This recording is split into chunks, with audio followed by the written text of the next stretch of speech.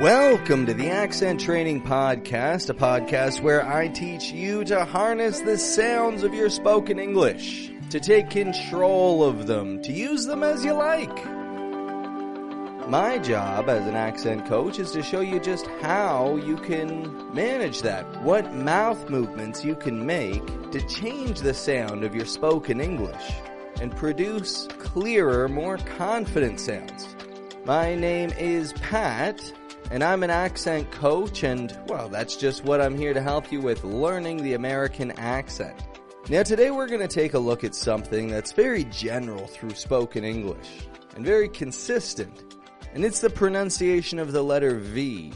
You see, I've got students from all over the world, speaking all sorts of different languages, whether it's Japanese, or Spanish, or French, or Korean, Mandarin, Portuguese, Italian, or one of the many languages from all over India, or all over Eastern Europe as well.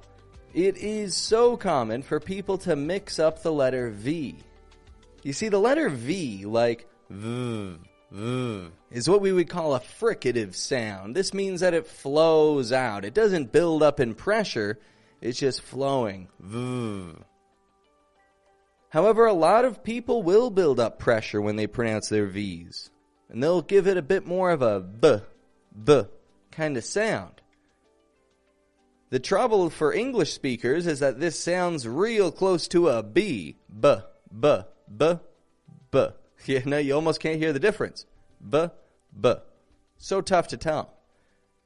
Other people, on the other hand, will make the letter V into kind of a w sort of sound. W. Making their lips kind of push away from their face. W. Very common difficulty.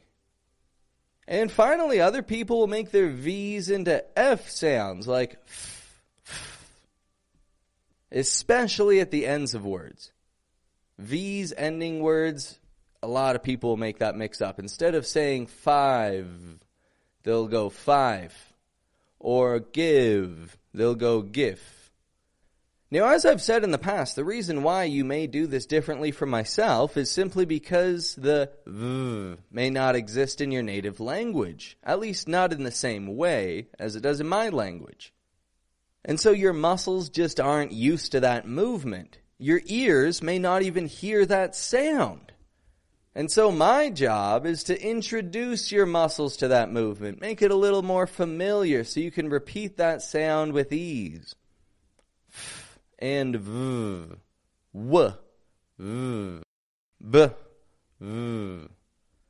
Subtle differences in the movements, but we're going to work on all three today. So folks, make sure that you listen all the way through. You don't want to miss a second of this, so you can take control of that V sound. Now, just before we get into the works of how we make a V sound, I'd like to remind you that if you have not already, make sure that you hit subscribe to this podcast. You want to follow this, you want to subscribe to this. I've been getting a lot more subscribers on Spotify lately. That means you folks are taking my advice, and you like what you're hearing. Wow, I'm actually just checking my Spotify subscribers and listeners right now. It's way up. So folks, make sure that if you're not already subscribed to this, you hit that subscribe button so that you're always updated and moving forward when it comes to mastering the American accent. And beyond that, if you're looking to take things to a whole other level, make sure that you check out the video course. Click that link in the description and I will introduce you to the rhythm and flow and sounds of the American accent, and break down for you one step at a time how you can develop this, all using the letter T, making it soft, making it maybe kind of disappear sometimes. Words like internet. That word has 2 T's in it, and I'm not actually pronouncing either of them. Internet. So check out the video course to learn about this for yourself, and allow me to show you how to take control of your spoken English. All right, folks, let's break down the V sort of sound. We want to be very careful not to get a w sort of sound where we bring the corners of the lips inwards to get a w. We also want to be careful we don't get a b sort of sound. Notice V, making a lot of pressure against my teeth. So making these clear V sounds. Here's the thing. We focus on the bottom lip, not the corners of the lips, not a W, but just a V. We bring that bottom lip up and we touch the top teeth with it. V, V. I'm not making a lot of pressure on my teeth. I'm not giving it a V, V, releasing a vowel sound after, but just a V, V, letting that sound fade away. That's the important thing there. This is flowing and it can fade like that. Now, the other important part of this is that I'm not using the dry part of my lip. I'm rather using the inside part, the fleshy part. Really vibrates. And when I don't make any pressure on that, it flows quite clearly and nicely. That's the trick to this V sound. So let's get the hang of this a little bit right here. Let's see how we can develop our own muscle memory using the V. Well, first off, what I would like to do is focus on V having a vowel sound after it. So let's just see here some words like V, or rather not words, sounds. Sounds starting with V. Again, I'm not making it a V, V, but I'm holding that V out, not making a lot of pressure on the teeth. V. Here's another one here. Va. Va. Flowing out. Fricative, as I mentioned before. Another one. V. V. Just pushing it out, not holding the air back, letting it flow, and then a vowel sound after. Let's put that V now between a couple of vowel sounds. It's very common that we find V between vowels in the middle of a word. Let's get used to this. Starting with av. Av. Again, not an ab, nor is it an ow. Ow. I'm not bringing the corners of my lips in at all. I'm keeping the corners of my lips totally neutral and just the bottom lips moving up and touching my teeth. Av. Here's another one here. Evie. Evie. Just sounds, not full words or anything, just these sounds. Evie. And then finally, we're going to put that V behind some vowel sounds. Let's start with av. We've seen av, so we're not doing that one again. This isn't an av, but just holding the v. Av. How about of? Of.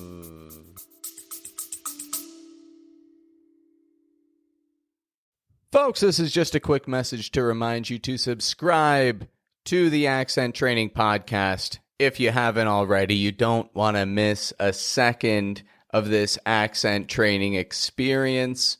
And you want to be updated whenever I've got new content out for you. So if you haven't subscribed, hit subscribe now. Having my bottom lip, lightly touching my teeth, letting the sound flow out. Of. Here's one more for you. Eve. Eve. Flowing right out. So at this point, you may be starting to notice that you make a slightly different sound from myself. And that's all right. That's what we're here for. You've learned the way that you normally speak ever since you were a baby.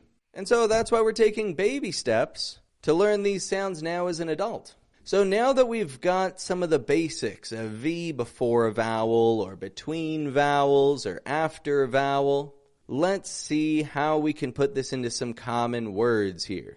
Repeat after me a few of these words, starting with very. That's an extremely common word, is it not? very. I'm not giving it a b, berry, berry, or a w, wary. Bringing the corners of my lips in. Only the bottom lip is lightly touching the top teeth. Very. Here's another one. Visa. Holding the V sound. Visa. So those are V at the beginning of a word. Let's see V in the middle now. Every. Every.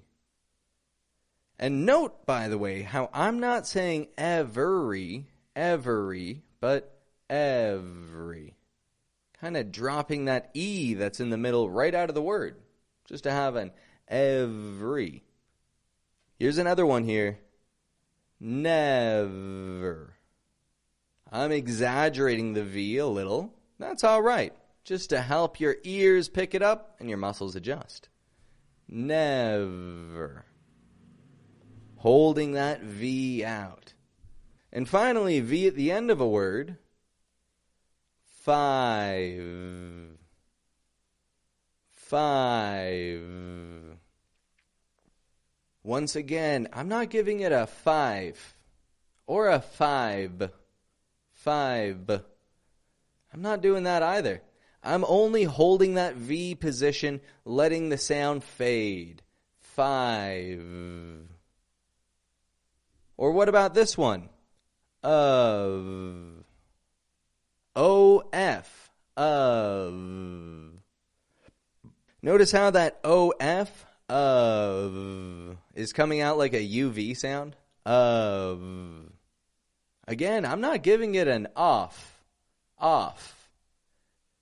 That would be O-F-F. Off. With a short O and 2 F's. But this is an O making kind of a U sound, often even reduced to a schwa. Of.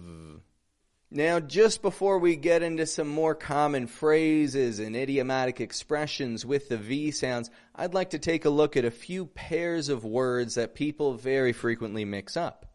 Words where V may be mixed up with a B, or V with an F, or V with a W. Very commonly done, all over the world. So what can we do about this? We can focus, and we can practice. First off, V with a B. Here's a couple common words for you. Berry. Notice both my lips coming together here. Berry. There's a buildup of voice, and then it bursts out. The other, on the other hand, very, very. My bottom lip is just lightly touching my top teeth. Very. Here's another for you. V and F. A lot of people will mix up, as I mentioned, off, making an F sound, off, O-F-F, and of, getting that v sort of ending. And as I mentioned before, the O in the word of isn't making an O sound. I'm not saying off. Once more, off is O-F-F. O-F with only one F comes out of. Couple more words that I hear a lot of people mix up are the words life and live. Live. Instead of saying I saw a live concert, we want I saw a live concert. Just to get those F's and V's very distinct, whether or not you're making voice or just air. Same positioning. It's just a matter of if your voice is coming out, if you're using your throaty voice sound. Couple more here that a lot of people mix up all over the world. Words went with a w, where I'm bringing the corners of my lips in and then releasing w, and vent, w, v, went, vent, went, vent. The second, I'm only bringing my bottom lip up, lightly touching my teeth, and holding that v sound out. And then I got a vowel coming after it. Whereas the first, the corners of my lips come inwards and release a w sort of sound. Here's another one for you folks. How about the words why, why, and vi, vi. Common mix-up between these two. So those sounds have some common mix-ups. All the time, people mix those up between v and f, v and b, v and w, making a w. We got to avoid that, and we want to focus that only the bottom lip is touching those top teeth. So where do we go from here when we want to practice V sounds compared to other sounds? Well, idiomatic expressions. That's what I'd like to bring to your attention next. A few idioms, because idioms are useful. You can work them into your daily life and you'll sound a little more casual. Now, the first idiomatic expression that I'd like to bring to your attention today are the words live it up. Live it up. Notice how when we voice that V, live it, it helps us link the words together. If we only get lift it up or live it up with a v, we're going to get a bit of a choppy sound. But voicing that V at the end of that, live it up, helps our speech flow. So to live it up, what does that mean? Well, that means enjoying a pleasurable experience to the fullest. Maybe a vacation. You know, you want to go live it up in Miami on vacation or something. It's like, have fun, live it up, have a good time, enjoy yourself. Live it up, man. Live it up. So live it up is very useful. There's a lot of times we want to tell that to people. Hey, live it up, have a good time. However, in order to live it up, we sometimes have to liven things up. Liven it up. Make something more exciting. Let's liven things up with some better music. Let's play some better music and liven things up. Now, I would just like to point out the spelling of liven it up is only one letter different from live it up. Liven is spelled L-I-V-E-N, whereas live is L-I-V-E. Live, liven. So to liven something up is to make it more exciting. You could say, I wanted to liven up my life by getting on a plane to Cancun to go live it up a little bit. I livened things up so that I could live it up. I made things more exciting so that I could enjoy them to the fullest. Now that phrase right there is a little bit forced, I suppose. It's not something that you would really say, oh, I wanted to liven it up so I could live it up. But that's the context that we'd use those things in. Liven things up, make it more exciting. Live it up, enjoy it. Enjoy it to the fullest. So those first two that we saw weren't too tough. They had a V going into a vowel sound. How about, though, if we've got a V ending a word, and we're not going to connect it to a vowel sound, such as the word olive, olive, olive branch, olive branch. Hold out an olive branch, olive. Notice I'm not saying olive, olive, nor am I saying olib, olib, but olive, olive branch. So to hold out an olive branch, that is our next idiom here today, and this is making a gesture of peace. You hold out an olive branch when you give an opportunity for a dispute to end. Maybe you've gotten in an argument with a friend or a loved one, and even weeks or months or years have passed. And every time you see this person, your blood boils. You get angry. However, you love them. Deep down inside you, you know that you love that person. The best thing to do, hold out an olive branch. Try and make peace. Maybe that could mean bring them a pie. Make a pie, bring it over to their house. Or just give them a call. Maybe that's what the both of you are waiting for. Both of you are waiting for the other person to call, and that's all that you need to make peace. Whatever it is, hold out an olive branch, forget about the fight, and make some peace. So we got live it up, liven it up, hold out an olive branch. How about one more for today? Get over something. You got to get over it, buddy. Get over it. Over. This is to accept an unpleasant fact. Hold out an olive branch and get over it. Accept that things didn't go well in one way or another. Just accept it and move on with your life. Get over something. Again, not an ober or an ower with a w, over, but a v. Get over something. Accept an unpleasant fact. They're mad about losing the game, but they'll get over it. They'll get over it. And maybe they'll win next time. Get over it. Hold out an olive branch. Liven it up. Live it up. Useful idiomatic expressions and great suggestions for our daily lives. Are they not? Do we all not need to get over something? I know I've got things that I have a hard time getting over. I'm working on it. But I got to get over it. There are people in the world I've got to hold an olive branch out to. I've got to give some folks a call. I'm not a saint. I got my own issues. I got to hold out an olive branch, and I got to fix up some troubles with some folks, and that way we can live it up together.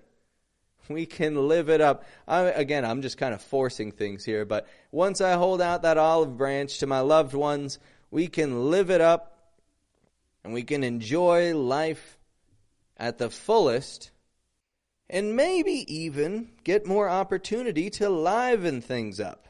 Liven things up. All right, so that's our lesson for today. This is, just skimming the surface on the V versus W and B and F sounds. And this is something that you folks can develop with a little focused muscle memory practice. It's going to take a little bit of work. So why is the American accent so difficult to learn as an adult? Well, we're changing habits that you've formed since infancy. You see, as a baby, you would listen and repeat the sounds and the words that you heard your friends and family say, your teachers. You'd repeat it so many times that your ears and your brain began to think that those are the only sounds that you need to speak. However, now as you see, speaking a different language, there are more sounds that you can make, more and more that you can discover and develop. And so your accent, it's not a bad thing. It's just habits from your first language, habits from your infancy and from your natural way of speaking, kind of leaking over into your English. My job is, of course, to show you how to change those habits for a little bit more clarity, confidence, and to speak using an American accent, if you so desire. I have an accent. Of course I do. Just because I'm speaking my own native language doesn't mean I don't speak it with an accent. Compared to most of the world, I sound different. And when I speak Spanish, my second language, I have a very thick accent. People may not think I sound like a typical gringo, I don't sound like a typical North American English speaker. However, I certainly don't sound like a typical Mexican person. Even though I'm living in Mexico, I've got an English speaker's accent when I speak Spanish. So all of that is to say that your accent isn't a problem when you're speaking another language. It's not like it's stopping you from speaking that language, or it's not like it's making your words any less valuable than anybody else's. However, having an accent is just a part of you and who you've developed to be. And that doesn't mean that you're not able to change it if you want to. I change things about my Spanish speech all the time. My vowel sounds, they're too moving when I speak in Spanish. They don't need to be. I got to keep them kind of static. And that's a tough habit for me because I want to move my vowels. O, U, A. You don't do that speaking Spanish. And so these habits are things that we're totally capable of changing if we want to. It's just about consistency. Well, on that note, we're going to wrap things up for today, folks. I very much appreciate your time. And you should also give yourself a pat on the back and appreciate the fact that you've just opened your ears to some new sounds of spoken English. Things that you possibly weren't so aware of in the past may be a little bit clearer to you now. So give yourself a pat on the back. You've learned something new today. And what's left to do from here? Practice what you've learned. Be consistent. Put these idiomatic expressions that we practiced today to work. And harness the potential of your spoken English.